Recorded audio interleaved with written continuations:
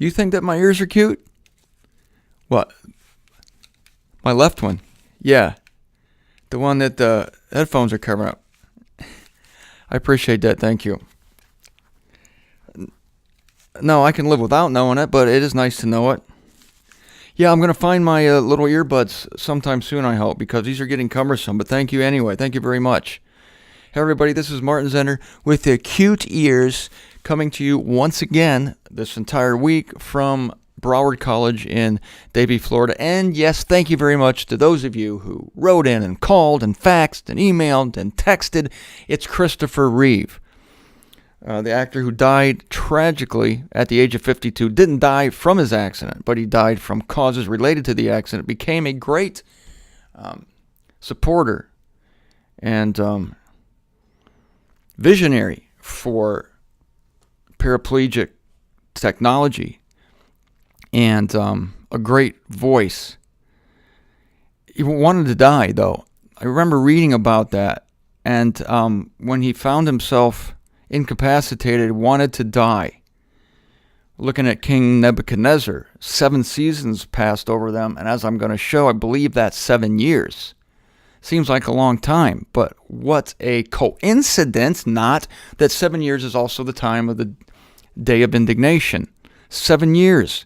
Takes a long time to learn these lessons, but you and I, who've been given larger doses of the Spirit than John and who's the other John and John Doe? Jane Doe. Yeah, it's John and Jane Public. I forget who John married. John Doe married somebody. I thought it was maybe Susie or Ethel, but it was Jane, wasn't it? So it's John and Jane Public. The average person has, enough spirit to stand on their feet, but you and I have given enough spirit to come to a realization of some truths now that will, preclude us having to go through experiences like Nebuchadnezzar or like Christopher Reeve for the purpose of self-realization. That is, realizing that in yourself dwells no good thing apart from Christ working in you. Not saying that bad things might not happen to you. Believe me, this is a scary world. You're not exempt. Those of you in the body of Christ who have come to a realization of the truth of the new creation, you're not exempt from stubbing your toe, wrecking your car, getting sick. I wish we were exempt from it, but we're not. But there's a different motive behind it. The motive is not to bring us to an end of self, because you can come to that from your easy chair. This is the beautiful thing, is that you can come to this from sitting in your chair reading Romans 6, which I'm going to take you to today. I told you when we started this series on Daniel, as I told you when we started the book on Hebrews, the study we did last year, that we're not going to depart very far from the Apostle Paul.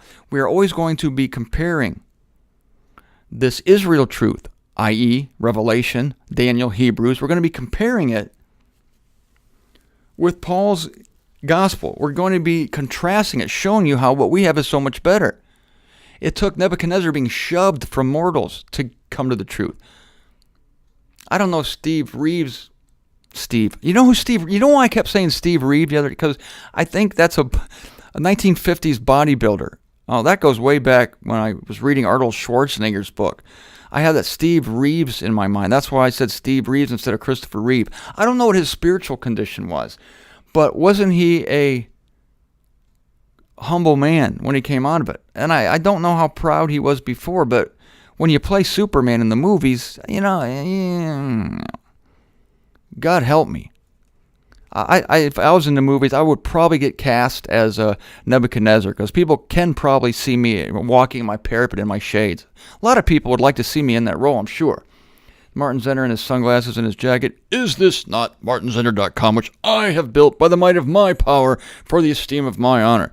That's not how it is with me. But anyway, this is what it takes for everybody. Now, we can come to it easily. I'm giving you a message of peace and ease now, so that you don't have to have your naked body streaked with dew or eat alfalfa with bossy. Let's not go that route, shall we? Look at this analogy here. The kingdom passes away from you. From mortals are they shoving you, and with the animals of the field is your abode. Now, what did they do with Christ? Now, what was due us, which is death without recourse, fell upon Jesus Christ. He, for our sake, was shoved from mortals. Remember Hebrews? He suffered outside of the gate. And so Nebuchadnezzar, I'm drawing this analogy, this falling out, this being shoved away, this tribulation and trial coming upon a person. It came upon Nebuchadnezzar, but for us, it came upon Christ. And like Nebuchadnezzar, even though he was innocent, he wasn't filled with pride. This is the horror of Calvary, that Jesus Christ was innocent of any wrongdoing. And because he loved us, he voluntarily was shoved from mortals, shoved away from the city of Jerusalem, did not even die inside the gate. Like the burnt offering, he was taken outside the camp. Nebuchadnezzar, that's his cousin, Nebuchadnezzar. That's a guy that, this would never happen to him, Nebuchadnezzar. Like Nebuchadnezzar was shoved outside of the camp, outside the gate. Nebuchadnezzar outside of Babylon. There's some analogies here. This is legit. This is one of my riffs. This is one of the things I'm seeing. I'm not reading this in the book at all, but I'm just coming to my own conclusion, because as I'm seeing this word, you might think I'm crazy for this, but I'm just going to go ahead. When I saw the word eating herbage or grass, herbage, they're going to shove you with the animals of the field, herbage. All right, you might think I'm nuts, but I'm thinking of Romans chapter 6, that if we are planted together in the likeness of his death, becoming planted together, I'm sorry, I saw the word plant in chapter 6 of Romans, and I saw the word herbage in Daniel 4, and my mind made a connection. Nebuchadnezzar was driven to the ground.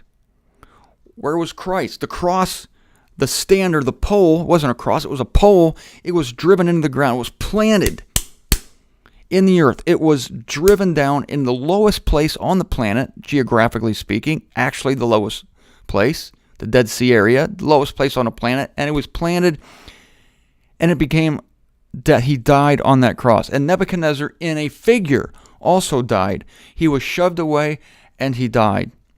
In a figure, Nebuchadnezzar did. Christ was shoved away, and he literally died.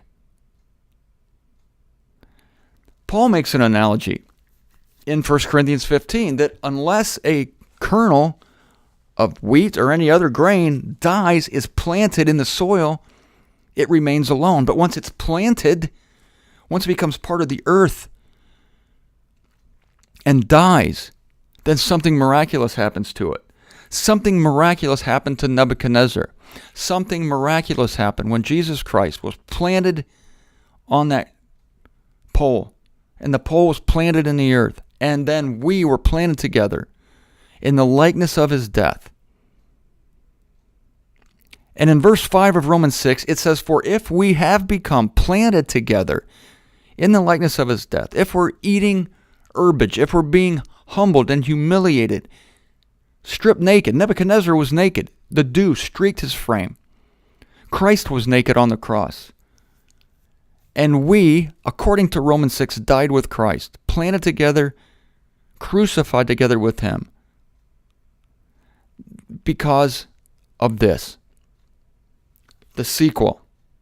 This is the sequel of Christ I'm about to read. It's our sequel. And based on those things, I'm going to bring you the sequel of Nebuchadnezzar. Because in Nebuchadnezzar, we see a form of resurrection. And I'm going to take it even further. Because in Nebuchadnezzar, take that and extrapolate to our current era. And I'm drawing analogies to our era, to our presidency, our country, our world. We're going to see a similar thing. We're going to see a world, a system of religion and politics buried. We're going to see a world and system of religion and politics shoved from its parapet. The book of Revelation details those details. And those things are going to fall upon this world.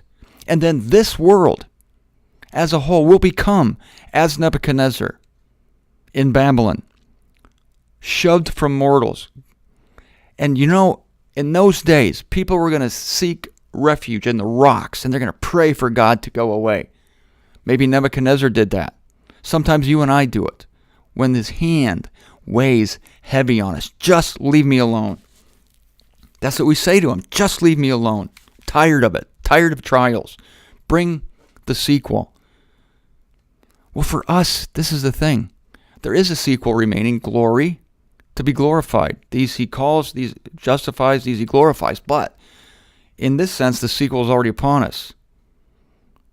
Romans 6:5, for if we have become planted together in the likeness of his death, nevertheless we shall be of the resurrection also. Knowing this, verse 6, that our old humanity was crucified together with him, that the body of sin may be nullified. For us, by no means to be still slaving for sin. Nebuchadnezzar came to a realization that he was by no means anymore, following this trial, he was by no means a subject, a victim of his own pride. He was delivered from it.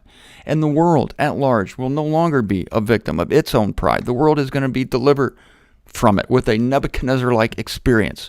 You and I have experienced this now. And again, it doesn't have to take a wild ride like Nebuchadnezzar experienced or that Jesus Christ experienced. He experienced it for us, for our sakes. And because of that, we don't have to go through that agony. And so Paul is continuously praying, and this is why, and with this I'll close. Paul is continually praying for the saints to come to a realization of the truth. No one uses the word realization more than Paul, because realization is a term having to do with your mind, has to do with how you think. And how did Nebuchadnezzar think? He said he was doing this for the esteem of his honor. That was his thoughts. It's the thoughts that need changed. The thoughts are changed first, then the body is changed. The light comes before the fruit. Fruit can't be produced apart from light. The light is the revelation that I am nothing, that nothing that I have has been originated within me. It comes from Christ. And I thank God for the grace of God that allows us to come to this in our easy chair, reading words of grace and peace as those found in the book of Romans from our brother Paul.